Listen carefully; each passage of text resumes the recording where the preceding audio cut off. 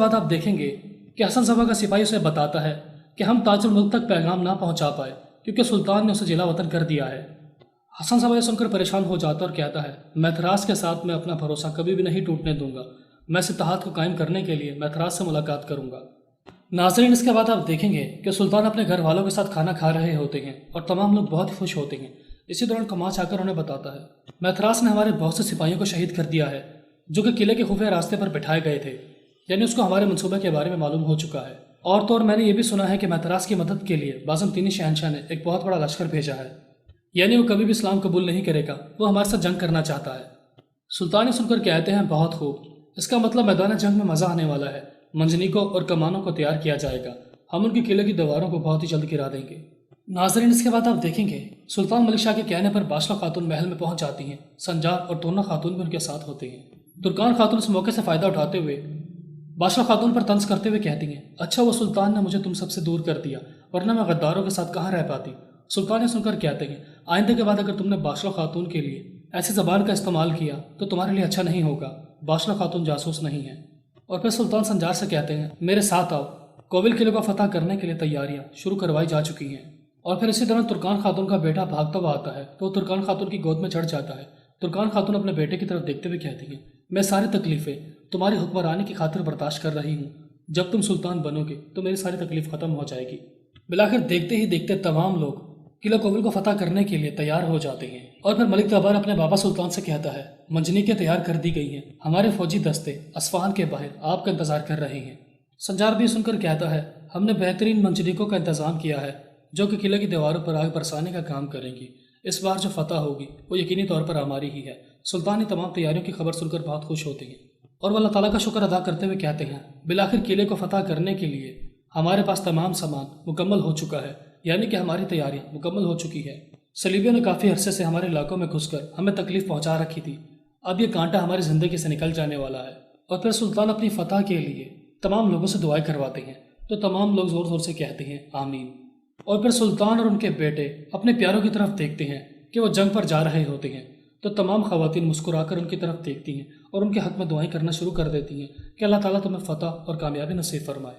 ایک طرف سلطان اپنے بیٹوں کو لے کر قلعہ کوول کو فتح کرنے کے لیے نکل جاتے ہیں تو دوسری طرف حسن صبا میتھراس سے ملاقات کرنے کے لیے اس کے قلعے میں پہنچ جاتا ہے اور وہ میتھراس کو دیکھتے ہوئے کہتا ہے میرے دوست، میں تمہاری مدد کرنے کے لیے آیا ہوں۔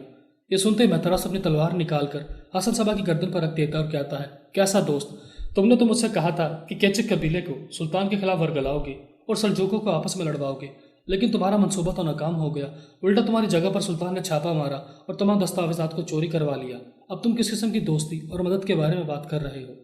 حسن صبا سن کر کہتا ہے میں نے سلطان کے خلاف کیچک قبیلے کو ورگلانے کی بہت کوشش کی تھی اور میں نے ان کی کافی سپاہیوں کو شہید بھی کیا تھا، لیکن تم سمجھتے ہو کہ میں نے تمہارے ساتھ وفاداری نہیں کی ہے۔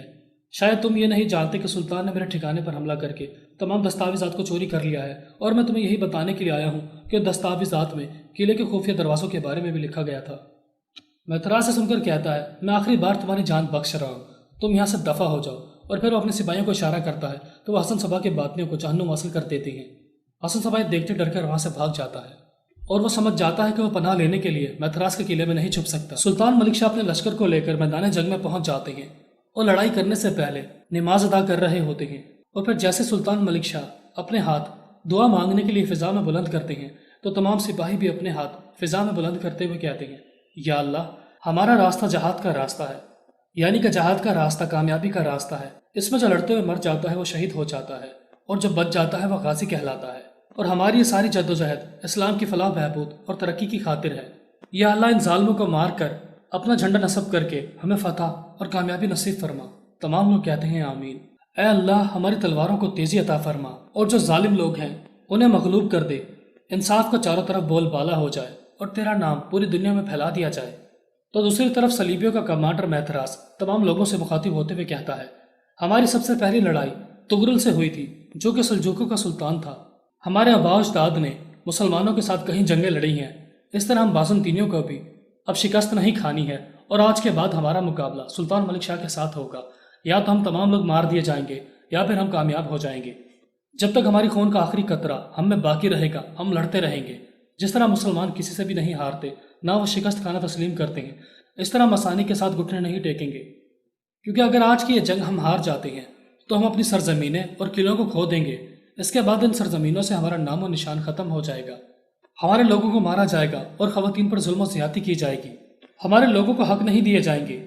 یعنی میتھراس اپنے سپاہیوں کو ورگلانے کی کوشش کر رہا ہوتا ہے اور انہیں مرنے اور مارنے پر تول رہا ہوتا ہے۔ اور پھر میتھراس چلا چلا کر اپنے سپاہیوں سے کہتا ہے، اگر قسطنطنیہ ہمارے ہاتھ سے نکل گیا تو سمجھو کہ بیت المقدس بھی ہمارے ہاتھ سے نکل گیا۔ لہٰذا میں تم لوگوں سے مدد چاہتا ہوں اور میں چاہتا ہوں کہ ہم سلطان کے لشکر کو ان سرزمینوں پر دفنا دیں۔ اور پھر تمام لوگ یہ پرجوش تقریر سننے کے بعد اپنی فتح کے نعرے لگاتے ہیں کہ آج جو جیت ہوگی وہ ہماری ہوگی اور سلجوق ہار جائیں گے۔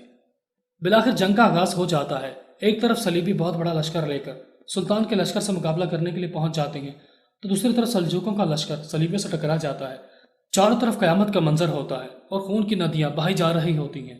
کبھی صلیبی سلجوقوں کو شہید کر رہے ہوتے ہیں تو کبھی سلجوقی سپاہی صلیبیوں کو جہنم حاصل کر رہے ہوتے ہیں۔ حاجی صاحب سلطان کی مدد کرنے کے لیے ان کے ساتھ ساتھ رہتے ہیں، کہیں سلطان کو نقصان نہ پہنچا دیا جائے۔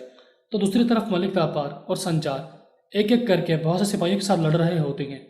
جہاں سلطان اور سلطان کے دونوں بیٹے بجلی کی تیز رفتاری کے ساتھ دشمنوں کو کاٹ رہے ہوتے ہیں، وہاں سنجار کے ساتھی بھی پیچھے رہنے والوں میں سے نہیں ہوتے اور بڑی بہادری کے ساتھ دشمنوں کا مقابلہ کرتے ہیں۔ کبھی وہ دشمنوں کو اٹھا کر زمینوں پر پھینکتے ہیں، کبھی کلہاڑوں اور تلواروں کی مدد سے ان کے جسموں کو چیر ڈالتے ہیں۔ اسی دوران بوسکس کو دکھایا جاتا ہے جو کہ ایک بڑے نیزے کے ساتھ بڑی مہارت کے ساتھ لڑ رہا ہوتا ہے۔